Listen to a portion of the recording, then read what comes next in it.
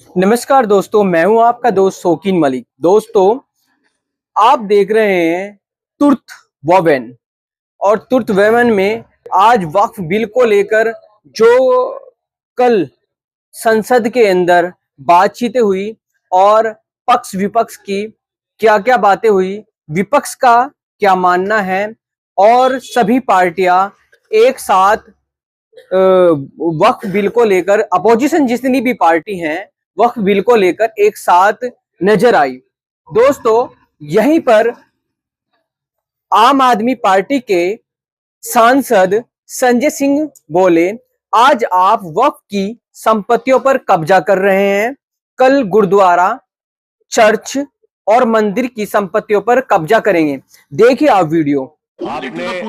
आपने मुझे अपना पक्ष रखने का मौका दिया, बहुत आभार सर।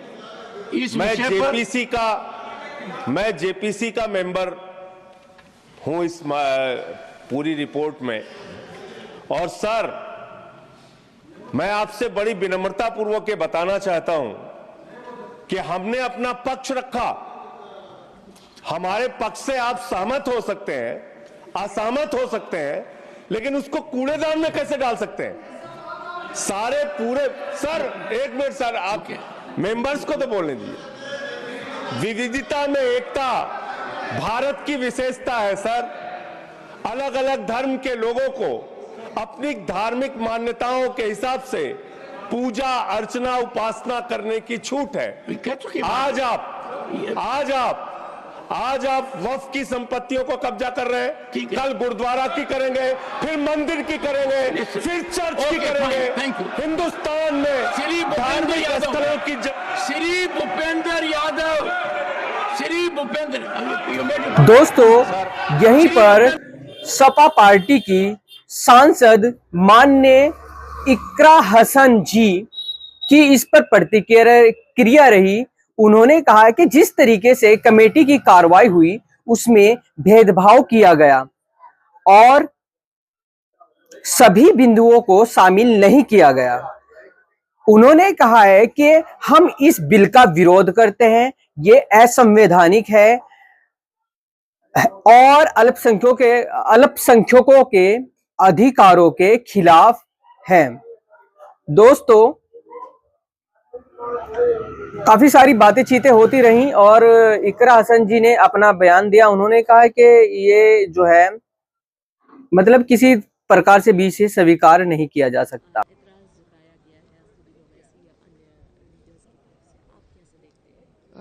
आज कमेटी रिपोर्ट ले हुई है और जो जानकारी हमें कमेटी के माध्यम से मिली है, तो जिस तरीके से सारी कार्रवाई कमेटी की हुई उसमें भी पार्शलिटी की गई, उसमें इंडिपेंडेंट तरीके से सारे जो भी इनपुट्स थे उनको इंक्लूड नहीं किया गया।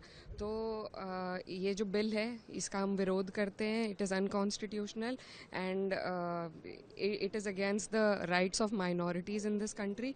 तो बिल्कुल हम लोग इसके शुरू से ही खिलाफ में थे, लेकिन जेपीसी के माध्यम से बहाना दिया गया कि हमारी बातें, हमारे जो विरोध हैं उनको भी संज्ञान में लेकर इंक्लूड किया जाएगा, लेकिन ऐसा नहीं हुआ है। कई डिसेंट नोट्स जो एमपीज़ के हैं, जो लोग जेपीसी में थे, उनको एडिट करके इसमें डाला गया है और जितनी भी उनको चिंता थी उनको ठीक तरीके से रिजॉल्व करके इंक्लूड नहीं किया गया है। So there was no point of the JPC.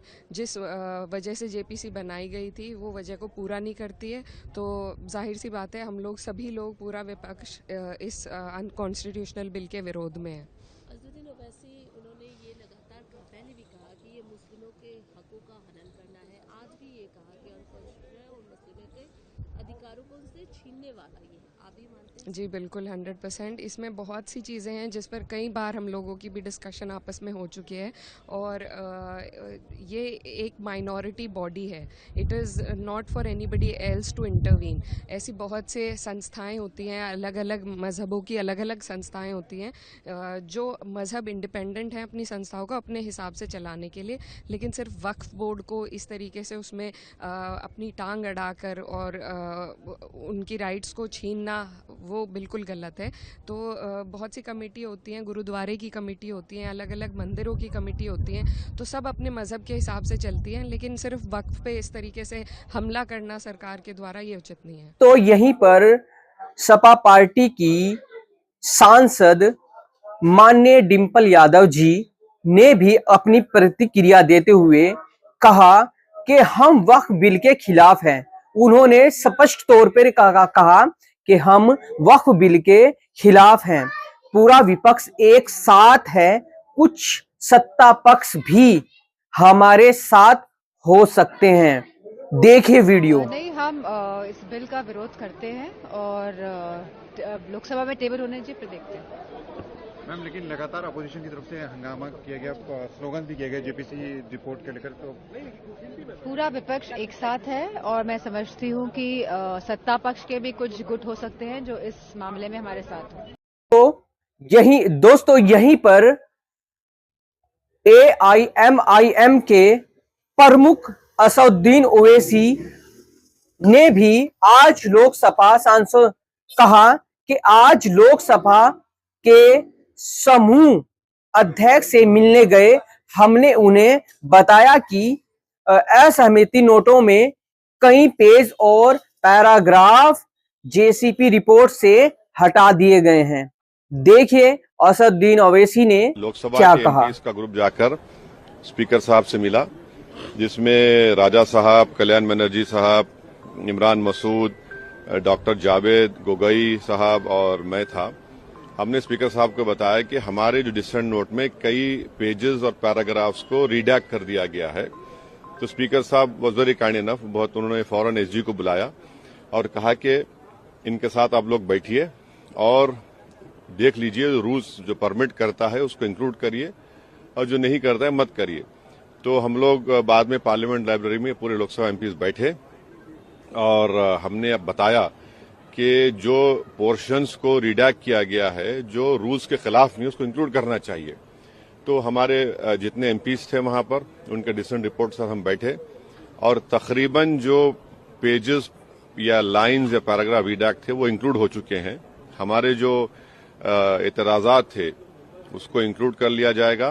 दोस्तों, ये हमारी वीडियो वक्फ बिल के ऊपर आपको कैसी लगी? आपकी अपनी प्रतिक्रिया प्लीज हमें कमेंट्स बॉक्स में बताएं और हमारे चैनल को सब्सक्राइब करें, शेयर करें, ताकि हम और वीडियो आपके लिए ऐसे ही लाते रहें। आप हमारा हौसला अफजाई करें।